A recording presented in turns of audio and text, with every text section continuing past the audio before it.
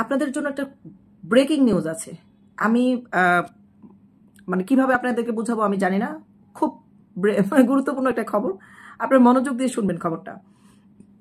প্রায় 1 ঘন্টা যাবৎ ফেসবুক জুড়ে সোশ্যাল মিডিয়াতে প্রচুর পরিমাণে চড়াও হচ্ছে যে সেনাবাহিনীর সাথে ডক্টর ইউনূসের একটা পাকবিতণ্ডা চলছে।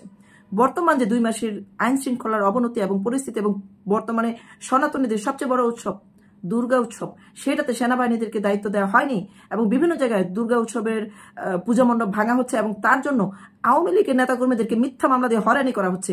কিন্তু সেনাবাহিনীরা কথা দিয়েছিল যে প্রত্যেকটা জায়গায় তারা যাবেন, পরিদর্শন করবেন এবং দেখাশোনা করবেন, নিরাপত্তা দিবেন, কিন্তু তাদেরকে সেই দায়িত্ব দেওয়া হয়নি। বরঞ্চ ওয়াকারুজ্জামানকে পদ থেকে বহিষ্কার করার ষড়যন্ত্র চলছিল এবং সেটা টের পেয়ে সেনাবাহিনী যমুনা বাসভবনে ডক্টর ইউনূসের সরাসরি ওনার সাথে সম্মুখে বসে তর্ক বিতর্ক চলছে। এইমাত্র পাওয়া খবরটি আমার হাতে একদম অনলাইনে যখন এটা প্রকাশিত হয়েছে, দেন আমি আপনাদেরকে এনশিওর হয়ে কত খবরটা দিচ্ছি। আজকে এটা একদম 8ই অক্টোবরের খবর, যেহেতু 1 ঘন্টা পার হয়ে গেছে খবরটা আমার কাছে আসতে। কারণ হচ্ছে আমি কোনো ডকুমেন্টস ছাড়া কথা বলি না। এখন যে খবরটা আমি আপনাদেরকে বলবো সেই খবরটা হচ্ছে যে প্রধান উপদেষ্টা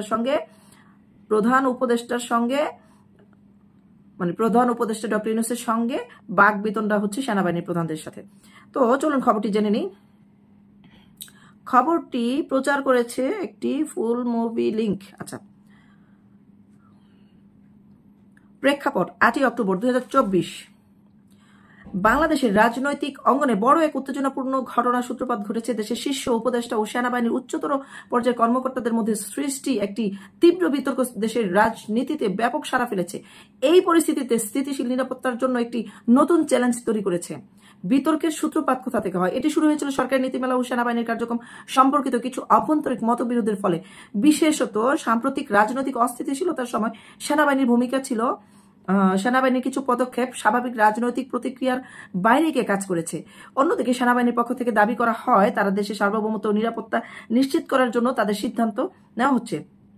তাহলে গুরুত্বপূর্ণ খবর হচ্ছে, প্রথমত নির্বাচনী প্রস্তুতি এবং নিরাপত্তা। সম্প্রতি সময়ে আসন্ন জাতীয় নির্বাচনের প্রস্তুতি নিয়ে বড় একটি প্রশ্ন সামনে আসে। উপদেষ্টারা অভিযোগ তুলেছেন সেনাবাহিনীর কিছু উচ্চপদস্থ কর্মকর্তা তাদের অবস্থান ব্যবহার করে রাজনৈতিক প্রক্রিয়ায় প্রভাব ফেলতে চাচ্ছেন, যা দেশের গণতান্ত্রিক ব্যবস্থাকে হুমকির মুখে ফেলতে পারে। আচ্ছা, দ্বিতীয়ত রাজনৈতিক হস্তক্ষেপ। সেনাবাহিনীর স্বাধীন কার্যক্রম নিয়ে উপদেষ্টাদের মধ্যে উদ্বিগ্ন রয়েছে। তারা মনে করেন সেনাবাহিনী শুধু নিরাপত্তার জন্য থাকলেও সাম্প্রতিক কিছু ঘটনা প্রমাণ করে যে তারা রাজনৈতিক প্রভাব খাটানোর চেষ্টা করছে। কিন্তু এই ঘটনাগুলো, আচ্ছা 3 নাম্বারটা আমি পড়ি। আভ্যন্তরীণ নিরাপত্তা ব্যবস্থা। সেনাবাহিনী দাবি করছে যে দেশের আভ্যন্তরীণ নিরাপত্তা পরিস্থিতি নিয়ন্ত্রণে তাদের কার্যক্রম জরুরি। তবে উপদেষ্টা মহল মনে করছে রাজনৈতিক সমস্যার সমাধান রাজনৈতিক প্রতিক্রিয়া হওয়া উচিত এবং সেনাবাহিনীর হস্তক্ষেপের ফলে দীর্ঘমেয়াদী ক্ষতির সংখ্যা রয়েছে। প্রতিক্রিয়া। এই বিতর্কে খবর মাধ্যমে আসার পর দেশব্যাপী আলোড়ন সৃষ্টি করেছে। বিভিন্ন রাজনৈতিক দল ও বিশ্লেষকরা এই বিষয়ে বিভিন্ন প্রতিক্রিয়া দেখাচ্ছেন।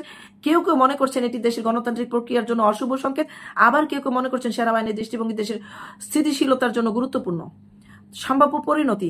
এই বিতর্কের ফলে দেশের রাজনৈতিক অঙ্গনে বড় পরিবর্তনের সম্ভাবনা রয়েছে। উপদেষ্টা ও সেনাবাহিনীর মধ্যে এই ধরনের মতবিরোধ যদি দীর্ঘমেয়াদী হয় তবে তা সরকার ও জনগণের মধ্যে আস্থা সংকট তৈরি করতে পারে। এছাড়াও দেশীয় আন্তর্জাতিক পর্যায়ে বাংলাদেশের আভ্যন্তরীণ নিরাপত্তা ও রাজনীতির উপর এর প্রভাব পড়ার সম্ভাবনা রয়েছে। 6. উপসংহার। উপদেষ্টা ও সেনাবাহিনীর মধ্যে চলমান বিতর্ক দেশে বর্তমান রাজনৈতিক পরিস্থিতিতে জটিল করে তুলেছে। এমন পরিস্থিতিতে সরকারের দক্ষতার সাথে সেই সমস্যা সমাধানের পথ খুঁজে বের করতে হবে যাতে দেশের গণতান্ত্রিক প্রক্রিয়া অব্যাহত থাকে এবং সেনাবাহিনী তাদের ভূমিকা সঠিকভাবে পালন করতে পারে।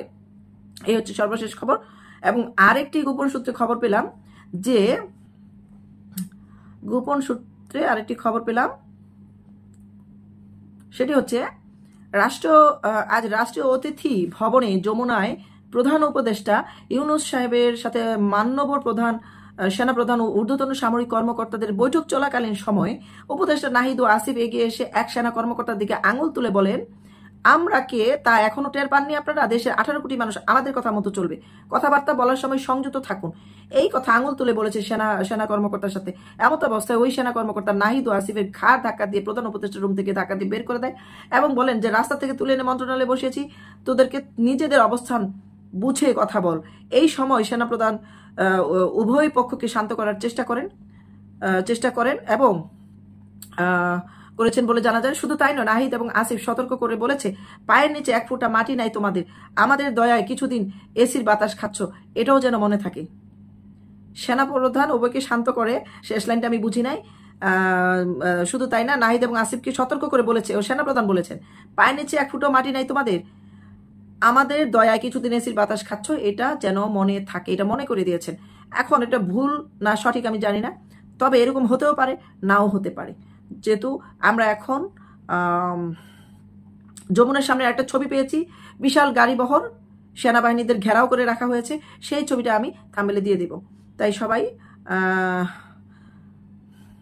এই হচ্ছে ঘটনা। ঘটনা যতটুকু ঘটে তার একটু হলে রটে। এখন পুরোটা সত্যি না হলেও আংশিক সত্যি হতে পারে। তো আপনারা সবাই নিউজটি বেশি বেশি শেয়ার করে দিবেন আমার এই খবরটি।